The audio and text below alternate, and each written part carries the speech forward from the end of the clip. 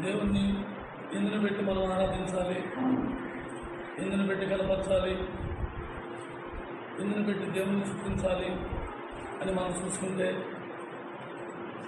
దేవుడు మనకు చేసిన కార్యాలు అనేకమంది కార్యాలు చేస్తూ మనల్ని కాసి కాపాడి మనకు తోడుగా ఉండి ప్రతి అవసరతల్లోనూ మనకు సహాయం చేస్తూ ప్రతి అక్కరలను ఆయన తీరుస్తూ మనందరినీ ఆయన సజీవులుగా ఉంచి ఆయన రెక్కల చాటును భద్రపరుచుకుని ఈరోజు మనం సంఘముగా కూడి మందిరానికి రావడానికి ఈ సమయం ఆయన ఇచ్చినందుకు ఆయనకి ఎంతైనా కృతజ్ఞత కలిగి ఉండాలి. దేవుణ్ణి ఆరాధించడం అంటే కానుకేసుకుని 2 పాటలు పాడుకుని వాక్యం చెప్పుకునేది కాదు. వాక్యానికి ఆరాధనకు ఏమీ సంబంధం ఉండదు. ఈ వాక్యం అనేది దేని గురించి మనం చెప్పుకోవాలి, దేని గురించి మనం ధ్యానించుకోవాలి అంటే, ఏ సందర్భాల్లో మనం తప్పిపోయామో, ఏ సందర్భాల్లో మనం దేవుడు మనల్ని ఆదరించాడో, ఏ సందర్భాల్లో ఏ ఉపకారాలు ఆయన చేశాడో వాటి గురించి కొన్ని మాటలు మనం ధ్యానించుకుంటూ తర్వాత దేవుణ్ణి మనం స్తుతిస్తున్నాం. ఆరాధన అనేది మాత్రం ఒక్కరోజు ఆదివారం మందిరంలో కూర్చొని ఆరాధించేది కాదు.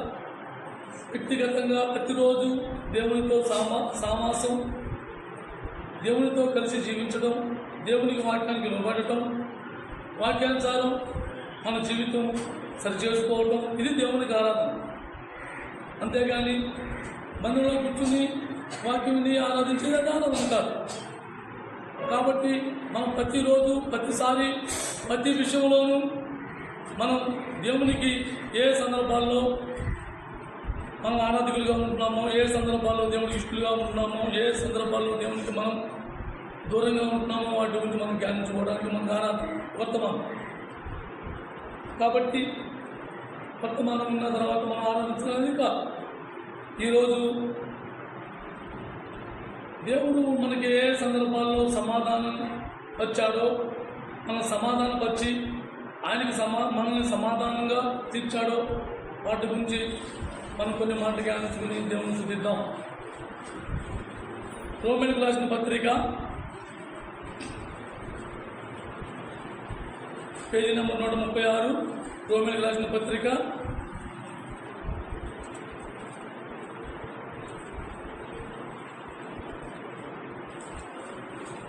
రోమీయులకు రాసిన పత్రిక 5వ అధ్యాయం 1వ వచనం.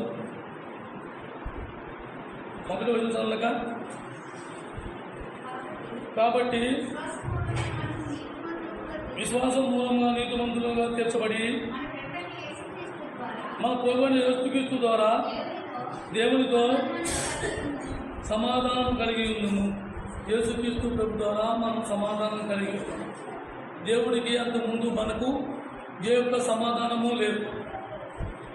సమాధానం అంటే ఏంటి? ఇద్దరిని ఐక్యపరచుట,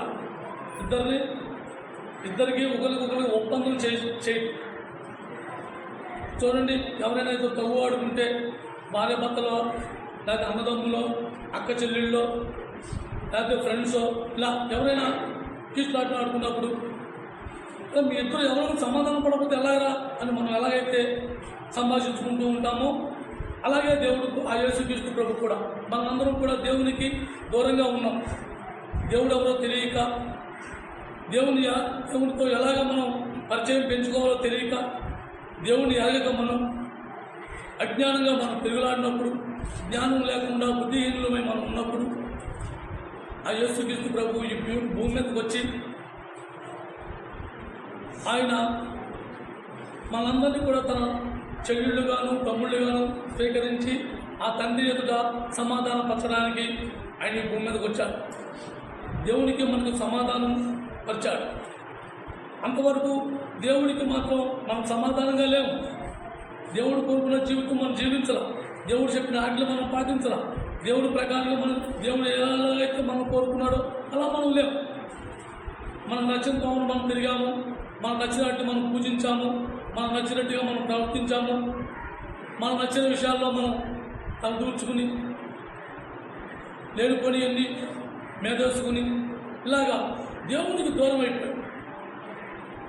దేవునికి దూరం అయిపోయినప్పుడు ఆ యేసుక్రీస్తు ప్రభు ఆ పరలోక తండ్రి మాట ఆయనకు సంకల్పం చొప్పున ఆ యేసుక్రీస్తు ప్రభు ఈ భూమి మీదకి వచ్చి ఆయన తప్ప ఎవరు కూడా మనకి దేవునికి సమాధానం పరచలేకపోయారు. అనేక మంది ప్రవక్తలు వచ్చారు, అనేక మంది ప్రవక్తలు వచ్చారు, యాజకులు వచ్చారు, అనేక మంది వచ్చారు. కానీ ఎవరు కూడా దేవునితో సమాధానం పరచబడ్డారు, సమాధానం చేయలేకపోయారు. యేసుక్రీస్తు ప్రభు ఒక్కడే సమాధానం చేయగలిగారు. అందును బట్టి మనం దేవుణ్ణి ఆరాధించాలి, అందును బట్టి దేవుని మనం స్తుతించాలి. అలాగే యెషయా గ్రంథం 625 యెషయా గ్రంథం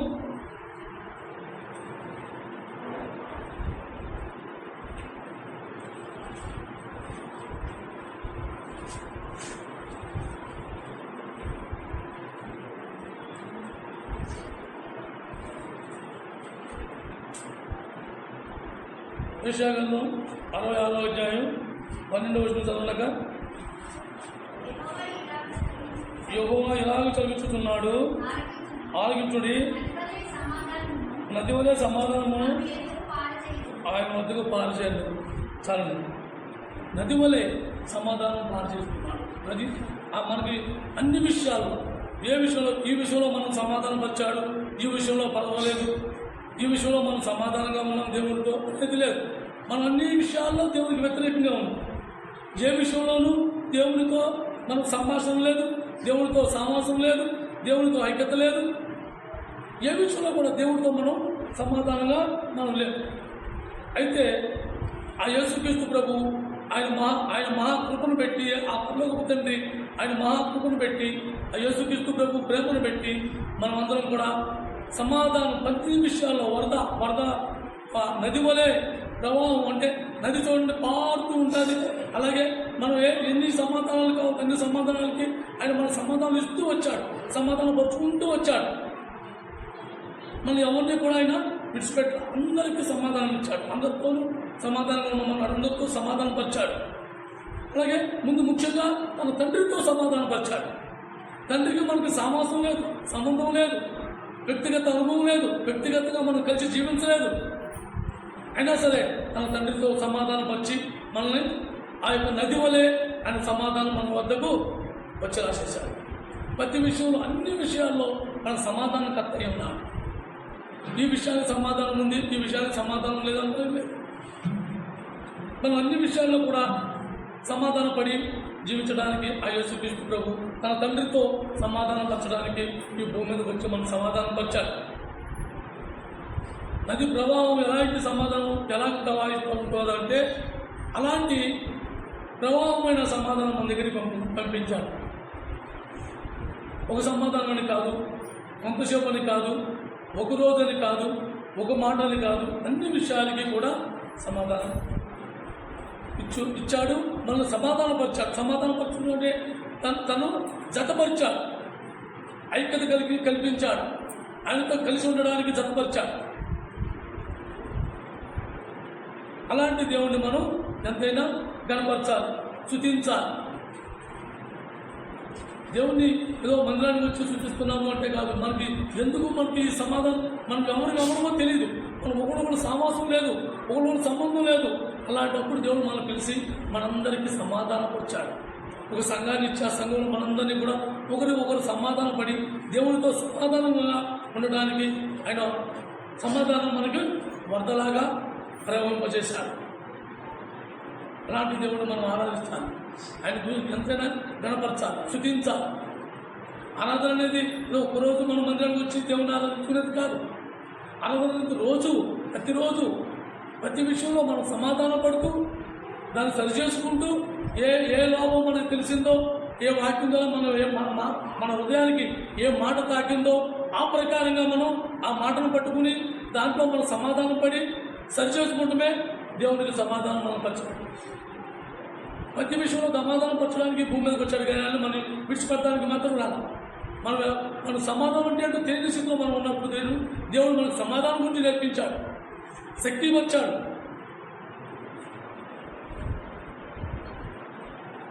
అలాగే కొలస్సీయులకు రాసిన పత్రిక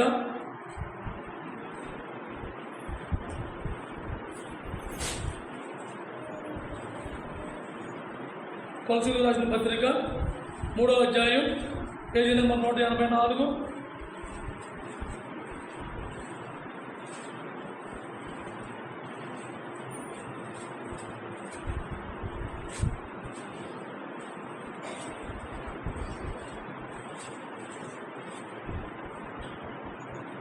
పదిహేను వచ్చింది చదవక 17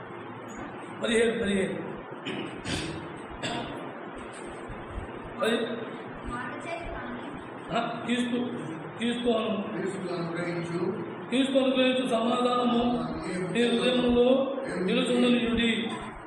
ఇందుకొరకే మీరొక శరీరముగా పిలువబడితిరి. క్రీస్తు అనుగ్రహించు సమాధానం. యేసుక్రీస్తు ప్రభు మనకి ఏ సమాధానం అనుగ్రహించాడు? ఏ సమాధానానికి ప్రతి విషయంలోనూ సమాధానంగా ఉన్నది. ఆయన ప్రతి విషయంలో ప్రతి దానికి కూడా ఆయన ఏ విషయంలో కూడా వ్యర్థమైన వాటితో ఆలోచన కానీ, వ్యర్థంగా తిరగటం కానీ, వ్యర్థంగా మాట్లాడటం కానీ ఆ సంభాషణ ఏమీ ఆయన దగ్గర లేదు. ఆయన మాట, ఆయన మంచి ప్రతిదీ కూడా ఎలాంటిది?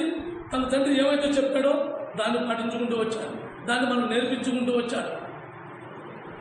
అందుకే ఆయన సమాధానంగా మనం జీవించడానికి మనకు ఒక శరీరాన్ని ఇచ్చాడు. శరీరంగా మనం పిలువబడ్డాడు.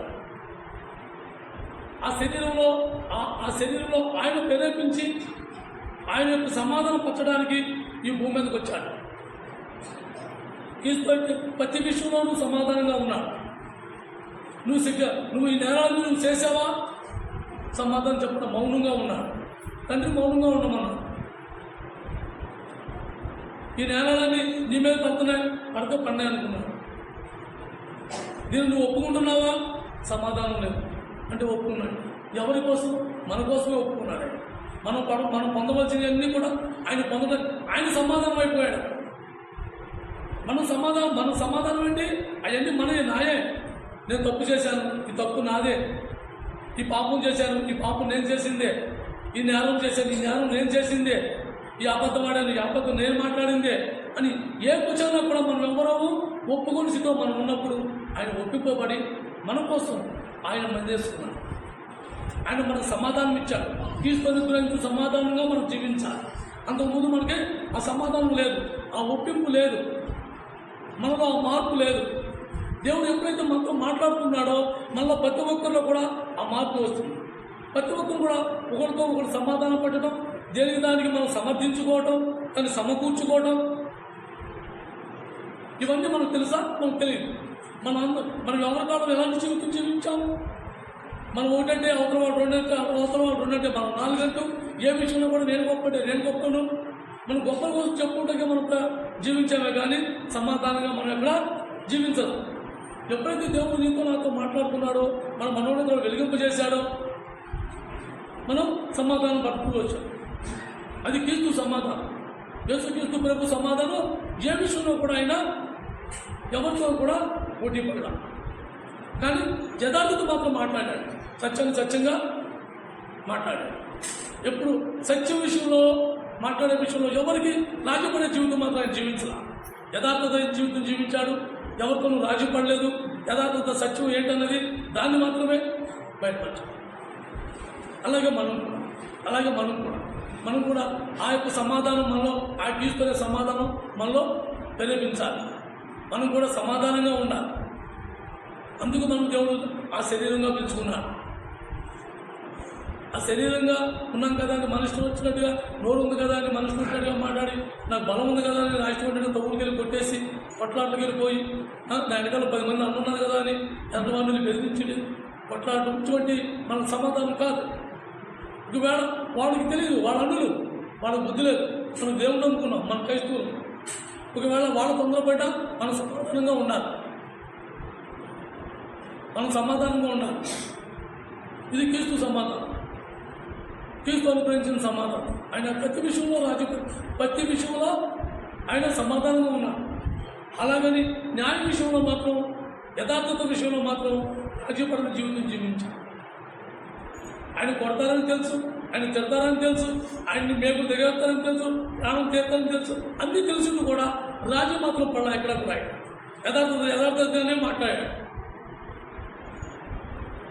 అలాంటి క్రీస్తు అనుగ్రహించిన ఆ యొక్క సమాధానంతో మనం జీవించాలి. పిలుపులకు రాసిన పత్రిక 1 పేజీ జరిగేది.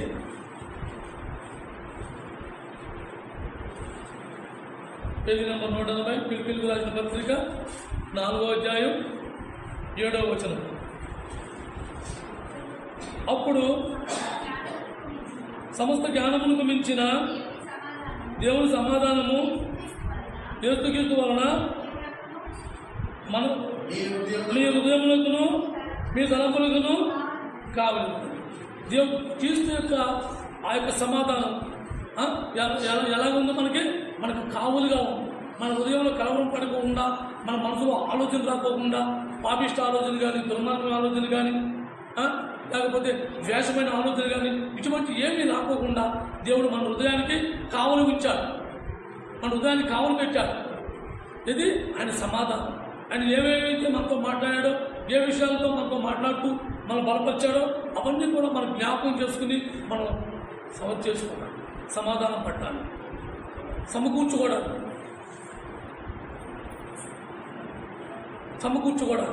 రాజీ పడతాడు. మనం ప్రతి విషయంలో కూడా మనం దేవునికి సమాధానంగా మనం జీవించాలి, కానీ మనకు నచ్చినట్టుగా మన ఇష్టానుసారంగా కాదు. క్రీస్తు మనకు అనుగ్రహించాడు. ఏమనుగ్రహించాడు? ఆయన ఎలాంటి విషయాన్నైనా సరే సమాధానంగా ఎదుర్కొన్నాడు, సమాధానంగా ఆయన సమకూర్చుకున్నాడు. అలాంటి మనలో ఏదైనా తలంపు వచ్చినప్పుడు, ఆలోచన వచ్చినప్పుడు అది కరెక్టా కదా అని మనం నిర్ధారించుకోవాలి. అది మనం ఒక వ్యక్తికి మనం ద్రోహం తలపెడుతున్నామా, పాపం చేస్తున్నామా, అన్యాయం చేస్తున్నామా, ద్వేషం చేస్తున్నామా అని ఒక ఆలోచన మనకు బాగా గుర్తు రావాలి. ఎప్పుడైతే మనకు ఆ వాక్యం మనలో ఉందో, మనకి అటువంటి తలంపులు మనలో రాకుండా ఆ వాక్యం మన హృదయానికి కావలి ఉంది. లేకపోతే అందరిలాగానే అన్నులాగా బయట తిరిగేవారిలాగా మనం కూడా ప్రతి విషయంలో కూడా కొట్లాట్లకు, తగువులకి, యుద్ధాలకు, లేకపోతే ఒకరినొకరు మోసం చేసుకోవటాలు. చూడండి, రాజకీయ నాయకులు పైకి మాట్లాడుకుంటూనే ఉంటారు, వాళ్ళే కళ్యాణ బిడ్డలు పొడి చేసుకుంటానికి సిద్ధపడిపోతారు. అలాంటి ప్రయోగాలు ఇవన్నీ కూడా ఒకప్పుడు మనలో ప్రేరేపించింది. ఎప్పుడైతే దేవుడి వాక్యం మనలో మన హృదయంలో భద్రపరుచుకున్నామో, దేవుడి వాక్యాలతో మన జీవితాన్ని తీర్మానించుకున్నామో, దేవుడి వాక్యాన్ని మనలో దాచుకున్నామో, మనం అన్నింటి విషయాల్లో మనం సర్దుకుపోయే సమాధానం మనకి ఇచ్చాడు దేవుడు. ఒకరినొకరు సర్దుకుపోయే సమాధానం, ద్వేషాలు, పగలు, ప్రతీకారాలు మనకొద్దు అనే సమాధానం. అన్నులతో మనం సమాధానం పడటం, వాళ్ళే తగ్గిపోయి వాళ్ళే వెళ్ళిపోవటం, ఇటువంటిది ఎక్కడి నుంచి వచ్చింది, ఎలా వచ్చింది? దేవుడు మనలో పెట్టిన సమాధానం. ఎందుకంటే మనలో దురాలోచన లేదు, మనలో దుర్బుద్ధి, ఆ కుళ్ళు, కుతంత్రం, కపటం, మోసం ఇటువంటి మనలో లేవు. ఎందుకంటే అటువంటి మనలో వచ్చినప్పుడల్లా ఆ యొక్క మన హృదయానికి కావలి ఉన్న వాక్యము మనల్ని భద్రపరుస్తుంది, మన జాగ్రత్త పడుతుంది, మనం సరిచేసుకునే స్వభావం మనకి ఇస్తుంది. అందుకు కాబట్టి మనం ఏ విషయంలో కూడా మనం తొందరపడు నిర్ణయాలు తొందరపడుకోకుండా ఆలోచనతో మనం జీవిస్తూ ఉన్నాం. ఇది క్రీస్తు అనుగ్రహించిన ఆ యొక్క సమాధానాన్ని మన హృదయానికి కావలి ఉంది. లేకపోతే అందరిలాగా మన హృదయాల్లో కూడా రకరకాల తలంపులు వస్తాయి, రకరకాల ఆలోచనలు వస్తాయి. మనకి రోషం ఉంది, మనకి పౌరుషం ఉంది, కానీ దేవుడు అనే వాక్యం, ఆ వాక్యానికి దేవుడి యొక్క వాక్యానికి సంఖ్యలు వేసి బంధింపబడిన వారు ఉన్నాం మనం. కాబట్టి మనకి అటువంటి సమాధానం మనకి ఏం చేస్తుంది? మనల్ని ఏ విషయంలో కూడా తొందరపడకుండా కావులు పెడుతుంది. ఆ వాక్యం మనల్ని తప్పు చేయకోకుండా, పొరపాటు చేయకోకుండా మన సర్దిద్దుకోవడానికి, మన ముందుకు నడపడానికి మనం సాధిస్తుంది. అదే కావులు లేకపోతే మనం కూడా తొందరపడేవారు.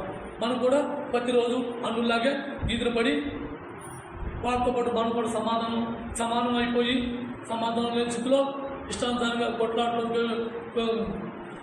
గజ్జాలు పెట్టుకోవడం, పెద్ద మనుషుల దగ్గరికి పోలీస్ స్టేషన్ చుట్టూ తిరగడం, ఇటువంటివన్నీ కూడా మనం కూడా చేసేవాళ్ళం.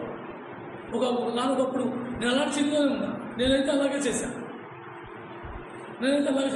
నా మీద ఒక నెలలో 12 కేసులు ఉన్నాయి నా మీద. దేవుడు తెలియదు, మూర్ఖుణ్ణి, ఏం మాట్లాడుతున్నావో తెలియదు. ఏం ప్రవర్తిస్తున్నానో తెలియదు, నేను ఎలా జీవిస్తున్నానో తెలియదు.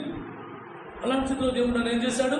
ఆయన వాక్యం ద్వారా పట్టుకున్నా ఆయన వాక్యాన్ని నా హృదయాన్ని కావలి ఉంచాడు. ఆ మాట ఎప్పుడైతే ఆ వాక్కు నా హృదయానికి కావలి ఉందో, ఒకవేళ ఎవరన్నా ఏదైనా అనుకున్నాను నా శరీరం కోసిపోదు కదా, నా శరీరం కొట్టుకోదు కదా. ఎప్పుడైతే మనం ఇలాంటి సమాధానంలో మనం ఉన్నామో, ఒక మెట్టు మనం దేవునికి సాహసంగా దగ్గరగా ఎక్కుతూ ఉంటాం. సమాధానం లేకుండా నాకు తెలుసు, నాకు వచ్చు, నేను చేస్తా, నేను ఏమైనా చేయగలను, ఇటువంటి స్వభావంతో మనం ఉంటే అందులో మనం సమానం అవుతాం. అందులో మనకే సమానం చేస్తాం. కాబట్టి మనం ఎప్పుడూ కూడా దేవుని వాక్యానికి మనం లోబడుతూ సమాధానంగా ఉండాలి. ఎక్కడ మనం సమాధానం పడుతూ ఉండాలి. అది దేవుని నుంచి కోరుకునేది. అందుకే ఆయన వాక్యంతో మనల్ని ప్రతిరోజు నింపుతూ మన హృదయానికి కావలి ఉంటుంది. ఆ హృదయానికి కావలి లేకపోతే మనం కూడా అలాంటి స్థితిలోనే జీవించిన వారు. అలాంటి జీవితం నుంచి మనం విడిపించాడు. ఆయన వాక్యం ద్వారా మనం విడిపించి మనందరినీ కూడా భద్రపరుచుకుని ఆయన రెక్కల చాటు దాచుకుని మనలో చెడు తలంపు రాకుండా, కుతంత్రాలు లేకుండా, మన మనసులో పాపం అనేది సోర్స్ చేసుకోకుండా ఆయన వాక్యంతో మన కావలి ఉంచి మనందరూ కూడా మనం భద్రపరుచుకున్నాడు. అందులో పెట్టి దేవుని మనం ఆరాధించాలి, అందులో పెట్టి దేవుని మనం కనపరచాలి. మత్తయి సువార్త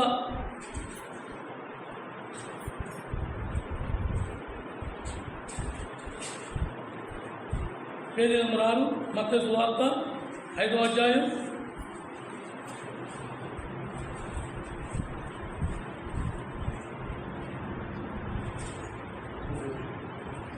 24వ వచనం చదువుక. 24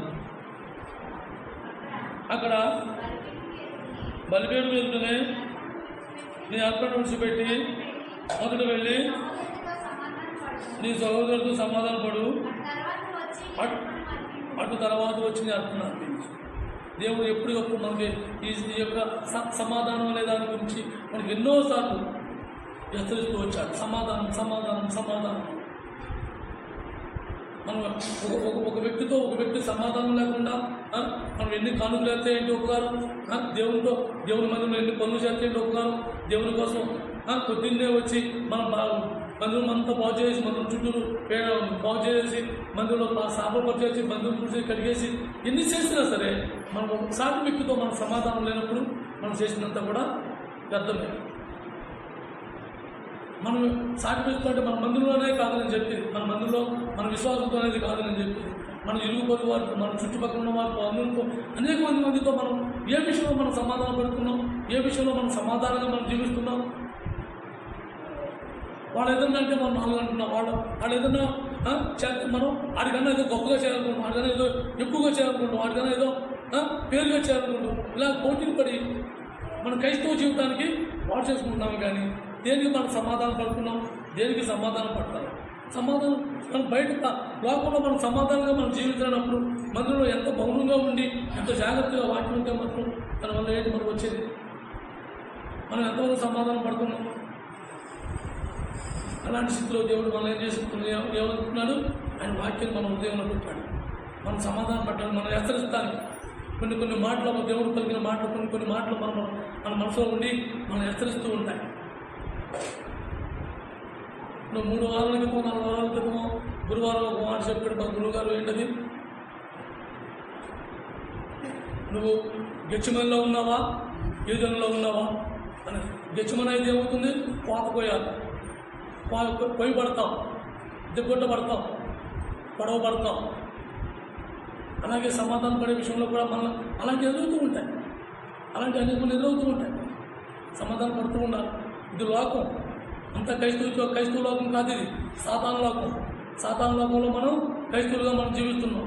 ఈ లోకంలో మనకు అనేక అలాంటి ఎదురవుతూ ఉంటాయి, ఎదురవుతూ ఉంటాయి.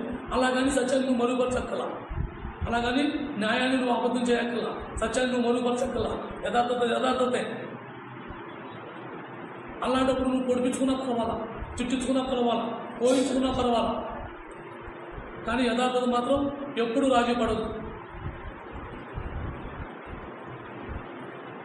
ప్రతి విషయంలో సమాధానం కావాలి, శక్తి పడాలి. ఒకవేళ వాళ్ళు వ్యతిరేకిస్తున్నారా, వాళ్ళు మన మీద దండెత్తి వస్తున్నారా, మనమే నెమ్మది పడదాం, తగ్గించుకుందాం. ఒరే బాబు తప్పు నాదే, సర్లే వదిలే, తప్పు నాదే అంటే తప్పు నాదే అని ఒప్పుకున్నంత మాత్రంలో మనం వాళ్ళని కోసేది.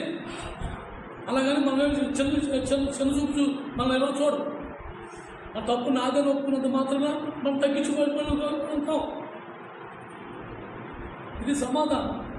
మనం ముందు వ్యక్తిగతంగా మనం సమాధాన పడాలి. ఎందుకంటే వాళ్ళైతే మందిరానికి వెళ్దాం, మనం మందిరానికి వెళ్తాం. మన మందిరానికి వచ్చి మన మందిరంలో దేవుడు చెప్పే మాటలు మనం ఏమాలకు వెళ్తాం, మన వాళ్ళ దగ్గర ఏమైనా ఒప్పందం పడతాం. అంతే కాబట్టి మనమే సమాధానం పడాలి. అలాంటి సమాధానం నీలో నాలో దేవుడు పెట్టాడు. ఆయన వాక్యం ద్వారా మనం ఎప్పటికప్పుడు హెచ్చరిస్తూ మన హృదయానికి కావలి ఉంచాలి. అందులో పెట్టి దేవుని మనం ఆరాధించాలి. లూకాసు వార్త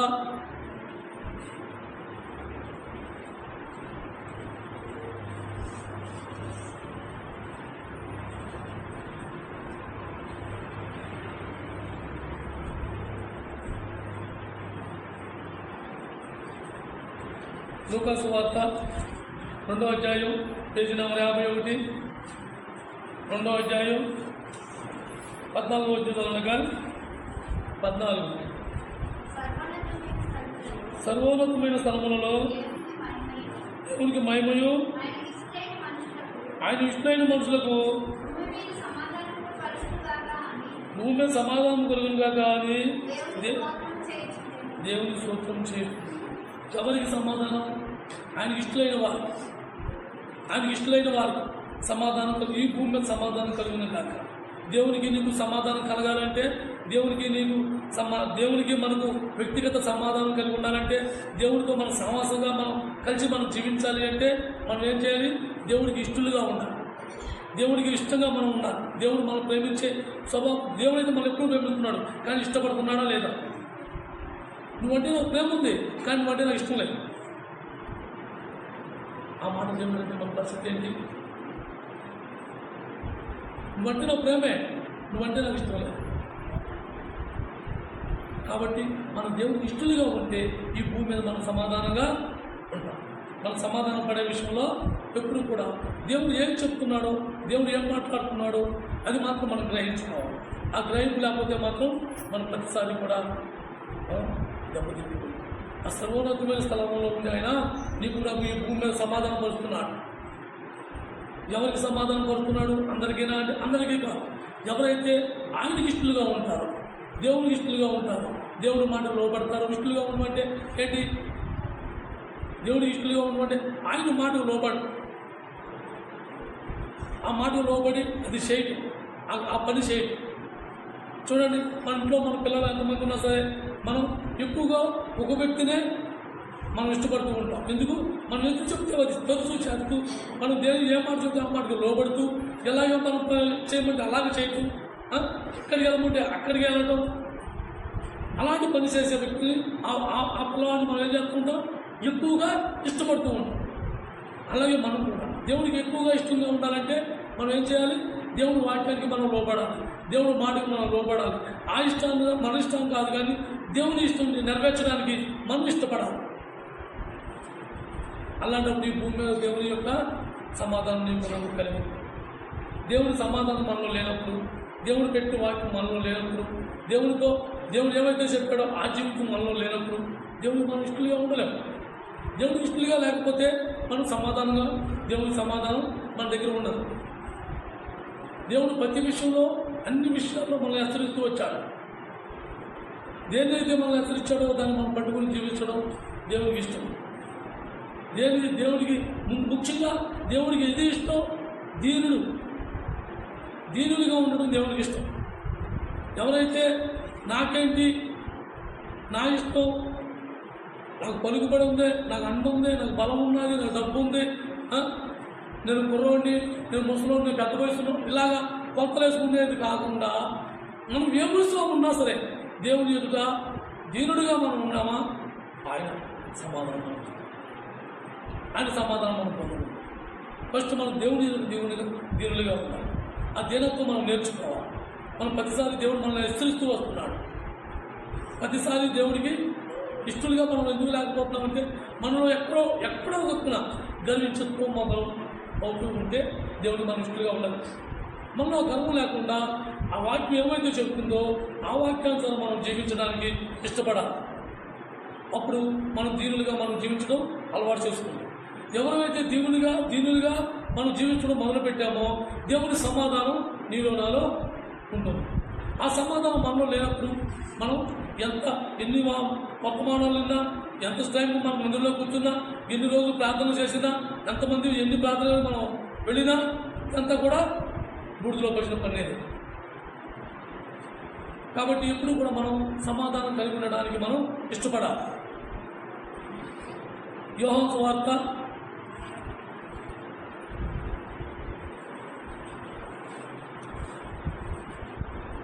20వ అధ్యాయం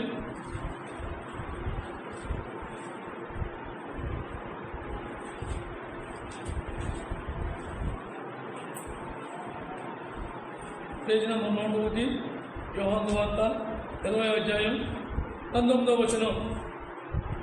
ఆదివారం సాయంకాలము శిష్యులు యూదులకు భయపడి తాము కూడి ఉన్న ఇంటి తలుపులు మూసుకొని ఉండగా యేసు వచ్చి మధ్యలో నిలిచి మీకు సమాధానం కలుగునుగాక అని వారితో చెప్పెను. ఎప్పుడైతే మనం చేయలేము, మన చేత కాదు, మనం దీన్ని జయించలేము అనుకున్నప్పుడు నీ హృదయ తలుపులు మూసుకుని నువ్వు మౌనంగా దేవుని కోసం వేచి ఉంటే దేవుడు నీకు సమాధానం ఇస్తాడు. దేవుడు సమాధానం పరుస్తాడు. ఆ సమాధానం కావాలి మనకు. ఎవరైనా వాళ్ళందరూ ఎవరు? ఆయన శిశువులే, ఆయనతో పాటు తిరిగిన వారే, ఆయనతో పాటు ఉన్నవారే. కానీ ఆ లోకాన్ని జయించడానికి వాళ్ళకి ధైర్యం సరిపోవాలి. లోకంలో క్రీస్తు గురించి ఏకగ్రీయంగా బోధించడానికి వాళ్ళకి ధైర్యం సరిపోవాలి. తలుపులు వేసుకుని యూదులకు భయపడి తలుపులు వేసుకుని వాందాకుని మనం కూడా ఒకప్పుడు అలాంటి స్థితిలో ఉన్నవారు, మనం కూడా అలాంటి పరిస్థితుల్లో ఉన్నవారు. బైబిల్ వెనకాల బాగా తీసుకురమ్మటము, లేకపోతే బండి కవర్లో పెట్టుకోవడము, లేకపోతే కవర్ బ్యాగుల్లో పెట్టుకుని సాటుకుండా వెళ్ళి దేవుని దర్శించి వచ్చిన రోజులు మనం కూడా.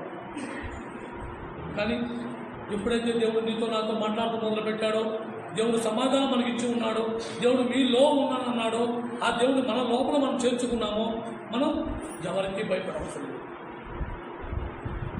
ఉన్నట్టుగా యథార్థతగా మనం కొనసాగించడానికి, యేసుక్రీస్తు ప్రభు గురించి యథార్థత మాట్లాడటానికి మనకు దేవుడు అధికారం ఇచ్చాడు. దేవుడు మనకు అధికారం ఇచ్చాడు, సమాధానం ఇచ్చాడు. వారికి ఆ శిష్యులకి ఏమన్నాడు? మీకు సమాధానం కలుగును కాక. అలాగే మనకు కూడా ఏ విషయంలో కూడా మనం దేవుణ్ణి ఆచరించి దేవుని మీద ఆధారపడి మనం నిలబడితే ప్రతి విషయంలో కూడా దేవుడు సమాధానం పరుస్తాడు. మనం ఏ విషయంలో మనం తొందరపడవలసిందా, ఏ విషయంలో మనం భయపడవలసిందా, ఏ విషయంలో మనం ఆలోచన తక్కువైన నిర్ణయాలు మనం తీసుకోవాల్సిందా. నువ్వు వేచి ఉన్నావా, దేవుడు ఆయన సమాధానం పరుస్తాడు. అలాంటి సమాధానం లేనప్పుడు మనం దేవుడు మనకు సమాధానం ఇచ్చాడు. మనం ఎప్పుడు సమాధానంగా మనం జీవించాలా అని దేవుడు మనకు సమాధానం ఇచ్చాడు. అంత గొప్ప దేవుడిని మనం ఆరాధిస్తున్నాం. అలాంటి దేవుడిని మనం కనపరుస్తున్నాం, స్తుతిస్తున్నాం. దేవునికి ఎంతైనా మనం కృతజ్ఞత కలిగి ఉన్నాం. మన జీవితాల్లో మనకి ఎప్పుడు ఆ స్వేచ్ఛ లేదు. దేవుని గురించి ధైర్యంగా మాట్లాడటం కానీ, దేవుడి విషయంలో ధైర్యంగా నేను పలానా దేవుడు, నా దేవుడు గొప్పవాడు, నా దేవుడు చేసిన అద్భుతాలు అన్నీ ఇన్ని కాదు, నా దేవుడు నా కళ్ళ ముందు నేను ఒకప్పుడు మనకి మన జీవితం నుంచి నన్ను విముక్తి చేసి నన్ను ఆత్మీయుడిగా పెంచాడు, నన్ను ఆత్మీయ జీవాలతో పోషించాడు అని చెప్పగల సంస్థలో మనం ఉంటే అది దేవుడి సమాధానం. అది దేవుడి సమాధానం. ఈ భూ సంబంధమైన ఆశీర్వాదాలు అయితే కాదు. ఎందుకంటే మనకన్నా దరిద్రులు జలాలైతే అమలాభూతి తిప్పిన వాళ్ళు ఆడబోడు సంపాదించుకుంటారు. ఈ భూ సంపాదన అయితే దేవుడి ఆశీర్వాదం కాదు. దేవుడు తెలుసు, ముందే తెలుసు ఆయనకి నీకు నాకు ఎన్ని కావాలో, ఎప్పుడు కావాలో, ఎక్కడ కావాలో, ఎంత కావాలో ఆయనకి ముందే తెలుసు. అవన్నీ సమకూర్చేశాడు. దేవుడిచ్చే ఆశీర్వాదం అయితే అది కాదు. దేవుడిచ్చే ఆశీర్వాదం ఏంటి? దేవుడిచ్చే సమాధానం పరచడం ఏంటి?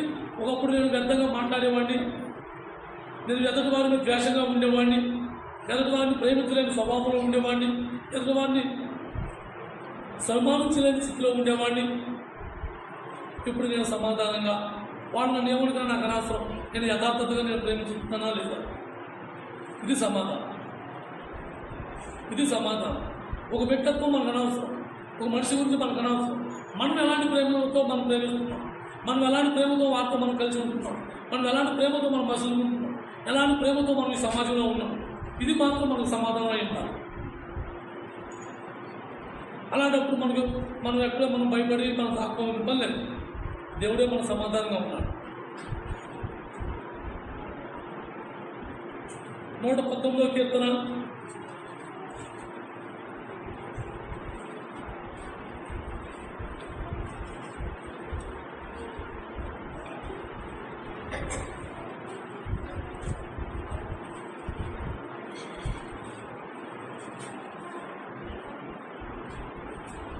119వ కీర్తన 165 వచనం. పేజీ నెంబర్ 519, 119వ కీర్తన 165 వచనం. 165 అక్క. నీ ధర్మశాస్త్రమును ప్రేమించు వానికి ఎంతో నెమ్మది కలదు. వారు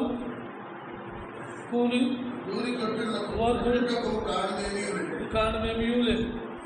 వారు నీ ధర్మశాస్త్రమును ప్రేమించు వారికి ఎంతో నెమ్మది. ఆయన ధర్మశాస్త్రం అంటే ఏంటి? ఆయన ధర్మశాస్త్రంలో ఆ రోజుల్లో ఆయన కొన్ని విషయాల్లో ఇది చేయొచ్చు, ఇది చేయకూడదు, ఇలా ఉండాలి, ఇలా ఉండకూడదు, ఇలా కొన్ని నియమాలు నియమించి ఉన్నాయి. అయితే యేసుక్రీస్తు ప్రభు ఇచ్చిన సమాధానం మనకేంటి? నీ మనస్సాక్షి చేయమంటుందా? చెయ్యి. నీ మనస్సాక్షి నేను గద్దిస్తుందా? నీ వద్దు. రెండు విషయాలు. నీ మనస్సాక్షి అంగీకరిస్తే చెయ్యి, నీ మనస్సాక్షి అంగీకరించకపోతే విడిచిపెట్టి. ఇది దేవుడు మనకిచ్చిన సమాధానం. ఆ ధర్మశాస్త్రం, ఆయన ధర్మశాస్త్రంలో ఎంతో నెమ్మది. ఆయన నెమ్మది అంటే ఏంటి? ఎప్పుడు కూడా దేవుని యొక్క ఆ యొక్క వాక్యానుసారం మనం జీవించడం, దేవుని యొక్క నియమాలను మనం పాటించడం, ఇది నేర్చుకున్నప్పుడు మనకి ఎటువంటి కలవరం ఉండదు, ఎటువంటి ఆలోచన రాదు. ఎందుకు? వాళ్ళు ఏదో చేస్తున్నారు, వీళ్ళు ఎలా చేస్తున్నారు, వాళ్ళు ఏదో మాట్లాడుతున్నారు, వాళ్ళు నన్ను తెలుపుతున్నారు, నా మీద మాట్లాడినారు, నన్ను ద్వేషించారు, ఇటువంటి ఏమి మనలో కలవరం రాదు. మనలో ఉన్నదల్లా ఒకటే కలవరం. ఏంటో కలవరం? నేను ఎక్కడ తప్పిపోయానో, ఏ మాటలో తప్పిపోయానో, ఎక్కడ నేను దేవుడు విడిచిపెట్టేశాడో అని ఆ ఒక్క కలవరం మనకు ఉంటుంది తప్ప ఈ లోపల ఉన్న కలవరాలు ఏమీ మన తోలికి రావు. మనం ఏమీ కలవరపరచం, మనం ఏమీ కదలించపరచం. మన మనసు అంతా నెమ్మదిగా ఉంటుంది. ఈ యొక్క వ్యర్థమైన ఆలోచనలు మనలో రావు. వ్యర్థమైన ఆలోచనలు మనం వస్తే మనం చేస్తాం, తొట్టిల్లిపోతాం. అవేమీ రావు. అవేమీ కారణం లేకుండా మనం నెమ్మదిగా ఉండాలి అంటే దేవుని యొక్క వాక్యానుసారం ఆ ధర్మశాస్త్రం, యేసుక్రీస్తు ప్రభు యొక్క ధర్మశాస్త్రం ఏమైతే మనతో మాట్లాడుతున్నాడో ఆ మాట మన హృదయంలో భద్రపరుచుకున్నాం. మనం ఏ కూర్చున్నా కూడా మనం నెమ్మది లేకుండా ఉంటాం. ఎప్పుడు మన మనసు నెమ్మదిగా హాయిగా ఉంటుంది. ఇవాళ ఏం జరుగుతుందో, రేపేం జరుగుతుందో, వాళ్ళేమంటారో, ఏలేదంటారో, ఈ భయాలు మనలో ఉండవు. ఈరోజు కలిసింది, రేపు దేవుడు ఉన్నాడు. ఈ నెమ్మది ఈ స్థాయిలో వచ్చేస్తుంది. మనలో ఏ కాలంలో రాదు. ఈరోజే మంది, రేపు మంది కాదు అనే నిర్మలమైన మనసుతో నువ్వు నేను జీవించినప్పుడు మనం దేనికోసం మనం ఆశించు, దేనికోసం మనం ఆశించం. ఏ అధికారం కోసం ఆశించం, ఏ యొక్క పదవి కోసం, ఏ యొక్క ఉద్యోగం కోసం, దేనికోసం మనం ఆశించం. మనం ఆశించేదల్లా ఒకటే, ఈ రోజు నేను ఎలా ఉన్నాను, రేపు నా ప్రభుత్వం నేను ఉంటానా ఉండలేనా, దీనికోసం మనం ఆశపడి ఉంటాను. దీనికోసం మనం ఆశపడి ఉంటాను. ఆ నెమ్మది మనలో ఉండాలి. నెమ్మది లేని జీవితం జీవిస్తే ఎందుకు కోట్లు సంపాదించుకుని, లక్షలు మూల కొట్టుకుని, దీని వల్ల పే చేసుకుని మనసుకుంటా ఓ దేవా ఈ రాత్రిలా గడిచింది, రేపు నువ్వు ఉన్నావని ఆ యొక్క గుండెల మీద చేసుకుని పడుకునే స్తోమత వాళ్ళకి లేదు. కానీ నీకు కూడా దేవుడు ఇచ్చాడు. ఆ నెమ్మది మనకి ఇచ్చాడు దేవుడు. ఓ దేవా ఇంతవరకు కాచి కాపాడావు, తెల్లారులే జీవిస్తే నీకు, తెల్లారు నేను సజీవుడిగా ఉంటే నీకోసం జీవిస్తా, లేకపోతే నన్ను నీతో ఉంచుకో అని ఒక మాట మనం అనుకుని పడుకునే నెమ్మది మనలో ఉంటుందా? అలా అలాంటి నెమ్మది మనం సంపాదించుకోవాలి. ఒకప్పుడైతే మనకు ఆ నెమ్మది లేదు, మనకు ఆ స్వేచ్ఛ లేదు. వాడు చూడండి, ఎవరికైనా నెమ్మది ఉంటుందా? భయం భయం భయం. బయటికి వెళ్తే ఏం జరుగుతుందో తెలియదు, ఇంటికి వస్తే ఏం జరుగుతుందో తెలియదు, రైలు ఎక్కితే ఏం జరుగుతుందో తెలియదు, బస్సు ఎక్కితే ఏం జరుగుతుందో తెలియదు, ఫ్లైట్ ఎక్కితే ఏం జరుగుతుందో తెలియదు, బైక్ మీద ఏం జరుగుతుందో తెలియదు. ఇలాంటి భయాందోళనతో నువ్వు నేను జీవిస్తున్నాను. కానీ క్రైస్తవుడికి అయితే మాత్రం దేవుడు ఏమంటున్నాడు? నా ధర్మశాస్త్రం ప్రకారం నువ్వు జీవిస్తే నీ మనసు ఎప్పుడు నెమ్మదిగా, చక్కటి నెమ్మది, నీకే ఆందోళన నీలో ఉండదు. నువ్వు ఏం పని చేస్తున్నా సరే, వాడిని పని చేసుకున్నాను రేపు దేవుడు ఉన్నాడు. ఈ నెమ్మదిలో నువ్వు ఉన్నప్పుడు నీకు ఏ కలవరం నీలో రా. ఆ కలవరాలన్నీ దేవుడు మనలోంచి తీసేసి మనకు నెమ్మదిని ఇచ్చాడు, సంతోషాన్ని ఇచ్చాడు, ఆనందాన్ని ఇచ్చాడు. అలాంటి దేవుడు మనం ఆరాధించాలి. యోబు గ్రంథం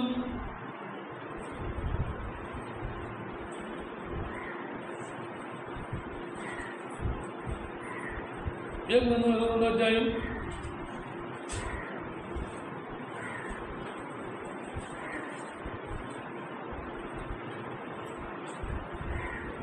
21వ వచనం, పేజీ నెంబర్ 436. ఆయనతో సహవాసము చేసిన ఎడల నీకు సమాధానం కలుగును, అలాగే నీకు మేలు కలుగును. ఆయనతో సహవాసం చేయాలి. ఫస్ట్ ఆయనతో సహవాసం చేయాలి.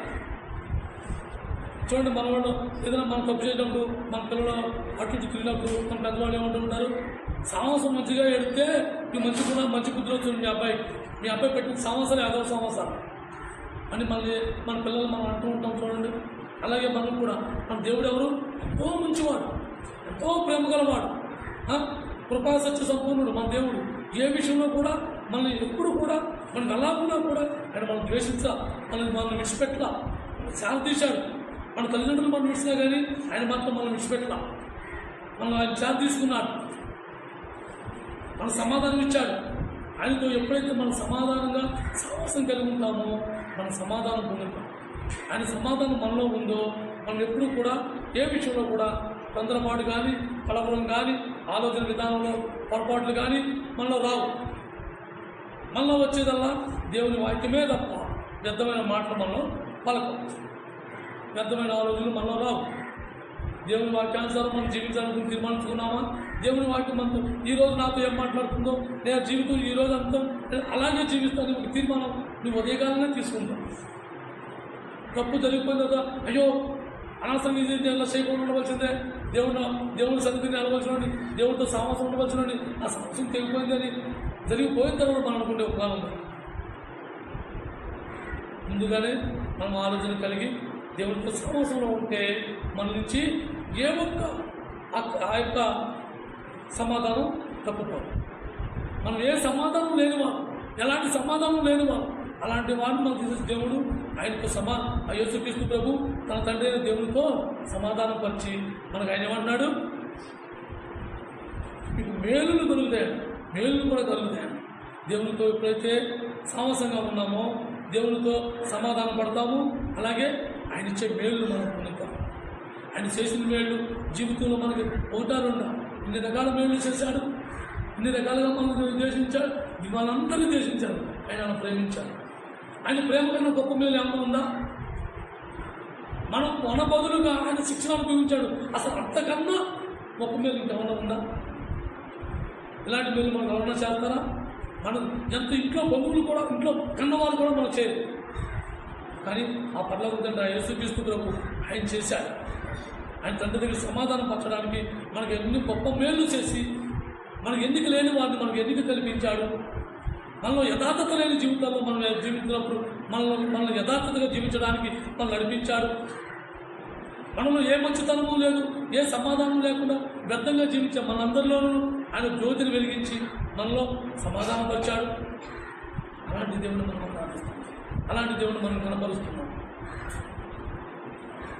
ఎపిసిలకు రాసిన పత్రిక 2వ అధ్యాయం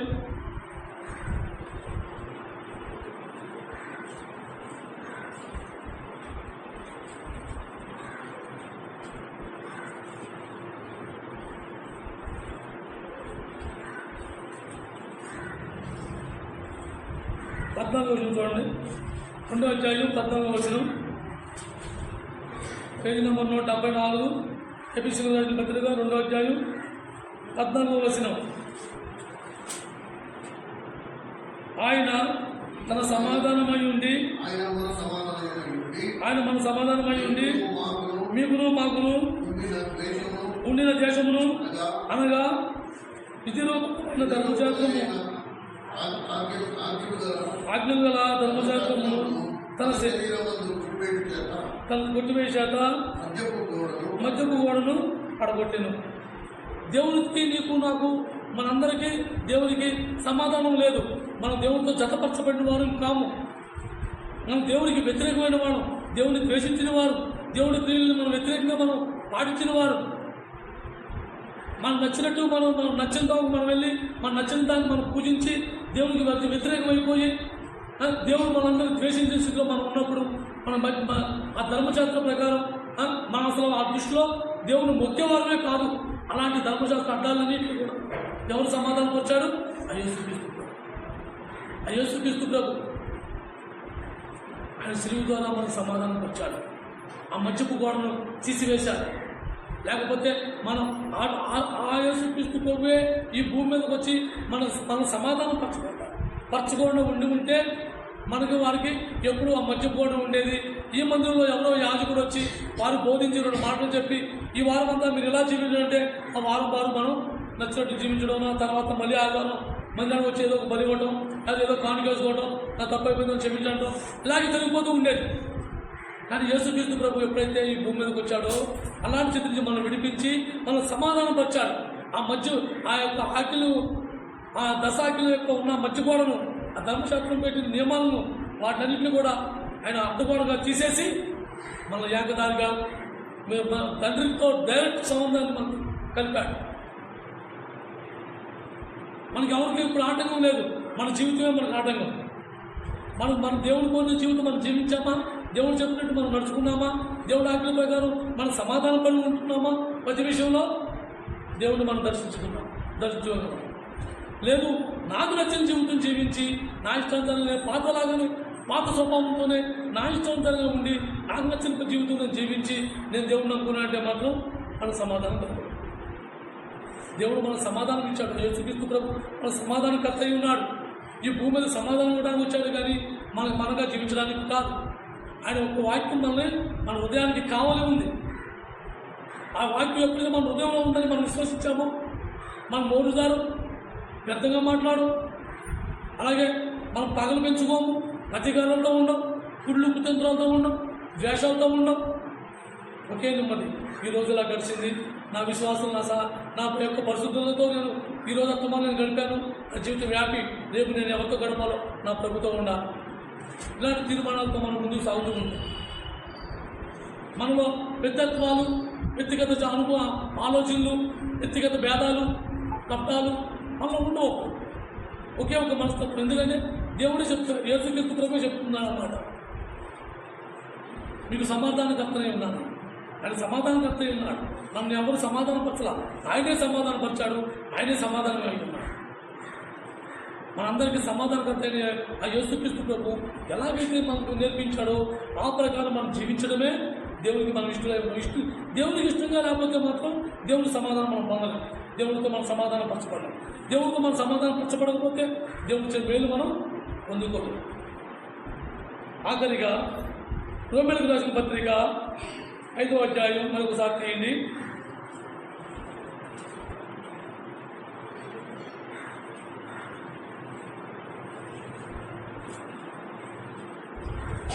రోమీయులకు రాసిన పత్రిక పేజీ నెంబర్ 136. రోమీయులకు రాసిన పత్రిక 5వ అధ్యాయం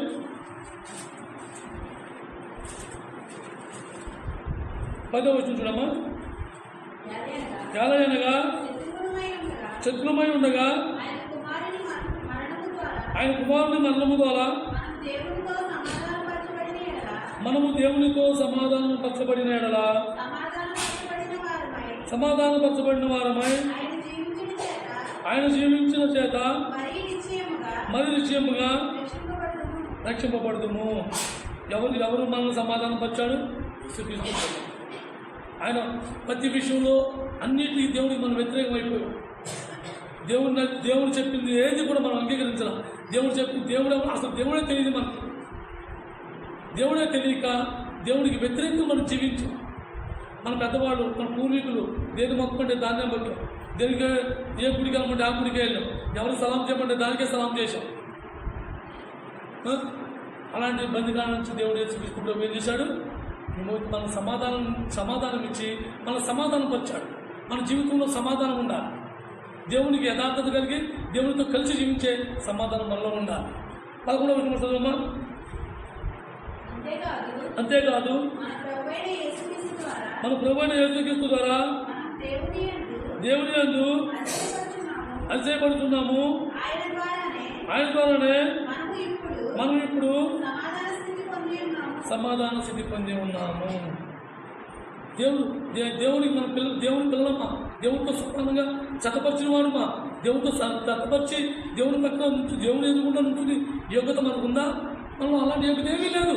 మనందరం దేవదోషకులు, నరాంతకుల కింద మన నోటి మాటతో ఎంతోమందిని బాధ పెట్టిన జీవితాల్లో జీవించిన వారు. అలాంటి జీవితం నుంచి యేసుక్రీస్తు ప్రభు మనందరినీ కూడా కలిసి విడిపించి మన సమాధానపరిచాడు.